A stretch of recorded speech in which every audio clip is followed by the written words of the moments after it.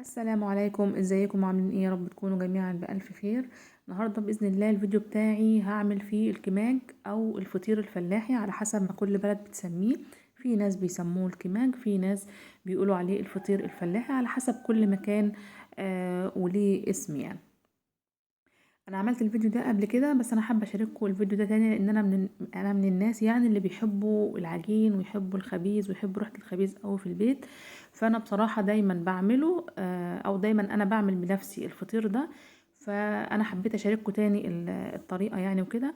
وحابه الاول قبل اي حاجه اشكر كل الناس الجديده اللي دخلت القناه، وبتمنى منكم ان اي حد تاني جديد داخل يعمل اشتراك، يشترك عندي في القناه ويفعل الجرس ويعمل لايك. طبعا اهم حاجة اللايك عشان يرفع الفيديوهات بتاعتي لو انتوا حابينها.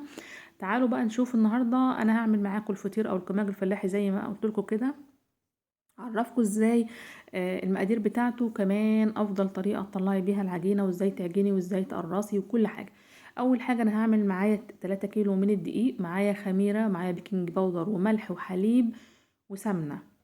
تمام، 3 كيلو دول هياخدوا ممكن نص كيلو من البيكنج البودر والخميرة على حسب مقدار الدقيق اللي عندك. انا بحط حوالي معلقة كبيرة من الخميرة، وطبعا برضو الملح على حسب المقدار، يعني المقدار ده هياخد معايا حوالي معلقتين ونص من الملح الناعم. طبعا اهم حاجة الملح لو خشن يا جماعة لازم ندوبه في الحليب او في مية، لانه ما ينفعش احطه على العجين، لكن عشان الملح بتاعي ناعم وانا بعجن كتير فالملح بيدوب.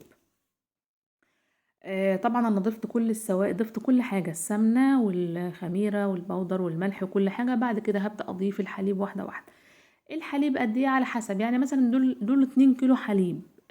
عايزه تعملي حليب بقري، عايزه تعملي حليب راي لبن رايب، عايزه تعملي حليب جاموسي، براحتك. بس الافضل طبعا بيكون في ناس كتير بتفضل الحليب البقري، بس بصراحه انا بحب الجاموسي، بيدي طعم احلى بكتير كمان من البقري. انا لميت عجينتي وبقسم عجينتي على عجان اعجنها شويه شويه، لان انا اوقات بعجن على ايدي واوقات بعجن على العجان. طبعا اللي حابب يعجن على ايده الموضوع سهل جدا يا جماعه، مفيش فيها مشكله. اللي ما عندوش عجانه، انا اوقات كتير جدا على فكره بحب اعجن اصلا على ايدي. تمام. بس لما بكون اوقات مثلا كسلانه وكده وعايزه اخلص او الوقت متاخر، لان انا دايما بعجن في وقت متاخر وبخبز في وقت متاخر، فبضطر ان انا اعجن في العجان عشان ما تاخدش مني وقت. تمام. طبعا انتوا شايفين ملمس العجينه عامل ازاي، العجينه بتبقى وسط، لا بتبقى جامده قوي ولا بتبقى سايبه، ولازم ناخد بالنا كمان في اوقات الحر بالذات العجينه بتاعتنا لازم تكون متوسطه. انا طبعا بلم العجين بتاعي كله على بعضه. اهم حاجه زي ما قلت لكم قبل كده ان احنا لازم نتشاهد على العجين، اي عجين يا جماعه لازم نتشاهد عليه. تمام. فبلم العجين بتاعي كده زي ما انتوا شايفين، وبعدين هسيبه بقى لما يخمر خالص. ما احطش ايدي في العجين ولا اقرصه ولا اعمل فيه اي حاجه غير لما اتاكد ان العجينه بتاعتي خمرت تماما، لان طبعا اوقات بتكون الخميره مش يعني مش نشطه او مش كويسه، فبضطر اضيف خميره تاني. لو حد مثلا حصل له الموقف ده بضيف خميره واعجن تاني واسيبه يرتاح تاني. تمام. زي ما انتوا شايفين كده انا ما قربتلوش غير لما العجينه اختمرت خالص زي ما انتوا شايفين كده، وشايفين ملمسها عامل ازاي. ناخد بالنا يا جماعه من نوع الدقيق، وناخد بالنا كمان من العجين في الصيف. تمام. انا بستخدم دقيق زي ما قلت لكم قبل كده في فيديوهات سابقه. انا طبعا بفضل اي حاجه بعملها بدقيق الاهرامات، يعني بصراحه افضل عجين انا قابلته. انا جربت كتير دقيق كتير، بس افضل عجين طلع معايا بصراحه بدقيق الاهرامات، سواء كيك او سواء مخبوزات، سواء كحك، سواء بسكوت، سواء فطير، قراقيش، اي حاجه بصراحه انا بعملها بدقيق الاهرامات بيطلع جميل جدا. طبعا انا بقرص العجينه زي ما انتوا شايفين كده على حسب الرغبه. انت بتعملي على قد الفطيره اللي انت محتاجاها. ممكن تكون انت مثلا محتاجاها كبيره شويه، وسط، صغيره، على حسب ما انت عايزه. انا ببقى حباها وسط، لا كبيره قوي ولا صغيره قوي، بحيث ان مثلا ما تبص مني او مثلا تبقى كبيره زياده عن اللزوم وتترمي وكده. انا بحبها وسط، يعني كل واحد عارف مقدار اكله بيكون عامل ازاي. تمام.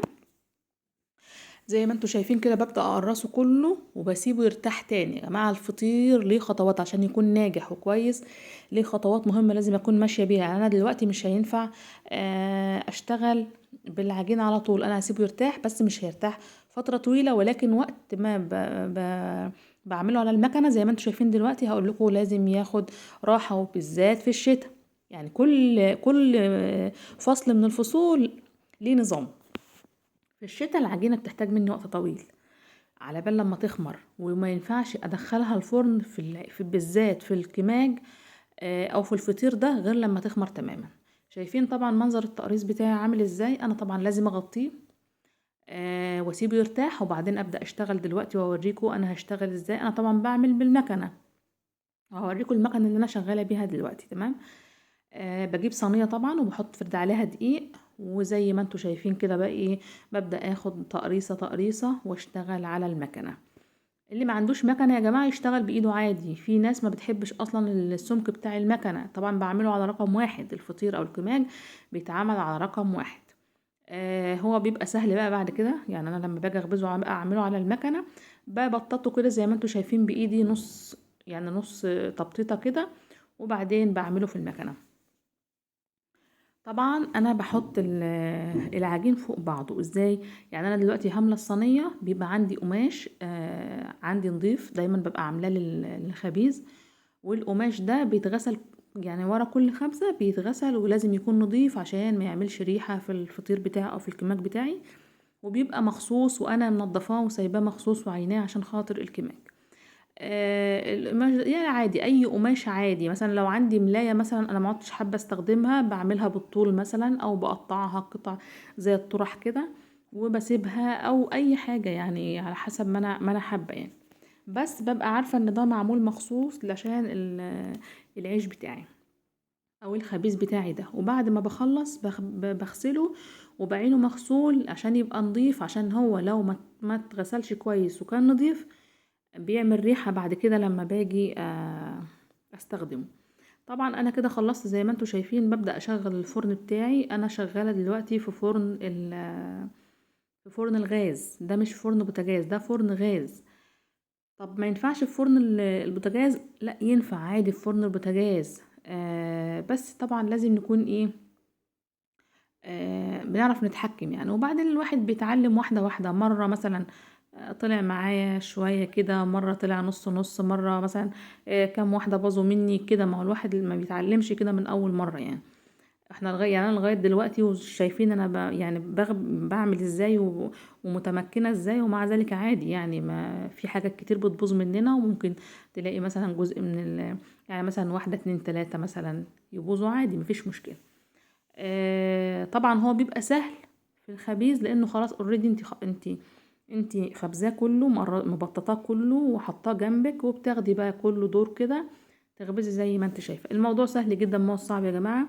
لو انا هعمل في فرن البوتاجاز، انا برص في صينيه طبعا، وبخلي الفرن يسخن قوي، وبعدين ابدا ادخل صينيه بصينيه، ولازم اشغل الفرن من فوق ومن تحت.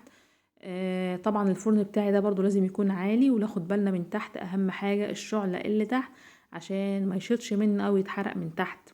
لازم ناخد بالنا من الموضوع ده. يعني مثلا انا ببقى متحكمة فيه وببقى عارفة لو بدأ لو بدأ العيش بتاعي من تحت يحمر زيادة او يتحرق او كده، ببدأ اهدي من تحت، ولازم اخد بالي. زي ما انتوا شايفين كده انا قلت لكم على الطريقه. وده الفطير بتاعي او الكماك بتاعي بعد ما انا خلصته. دي من الفيديوهات اللي انا بحبها جدا، لان انا من النوع زي ما قلت لكم كده انا بحب العجين وبحب الخبيز. كده خلاص الفيديو بتاعي انتهى. اتمنى اشوفكم على خير في فيديو جديد، والسلام عليكم ورحمه الله وبركاته.